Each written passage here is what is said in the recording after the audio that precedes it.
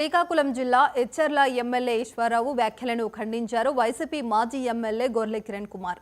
YS Jaganmohan రెడ్డిపై ఇష్టం వచ్చినట్లు కామెంట్ చేయడం కరెక్ట్ కాదన్నారు.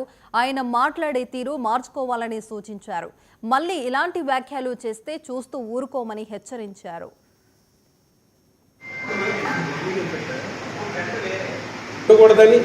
నియోజకవర్గం ఎప్పుడు కూడా ఏ పార్టీ ఉన్నా ఒక సంయమనంతో ఉండాలని, అలాంటిది ప్రీతమ నేత జగన్మోహన్ రెడ్డి గారిని విమర్శించే స్థాయికి వాడితో నాకు పోలికేమిటి అనే మాట అనేది మాత్రం చాలా బాధాకరమైన విషయం. ఇది చాలా తప్పుడుగా మేమందరం కూడా భావిస్తూ ఉన్నాం, దీన్ని ఖండిస్తూ ఉన్నాం.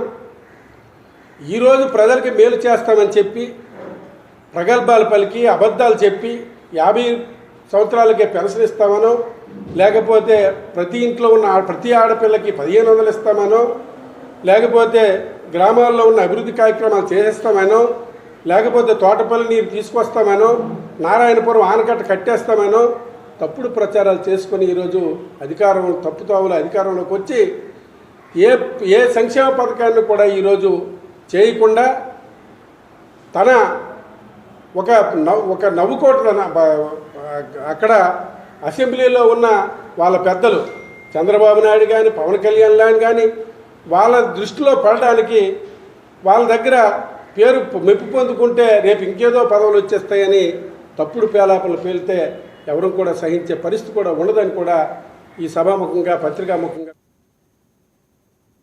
రాష్ట్రంలో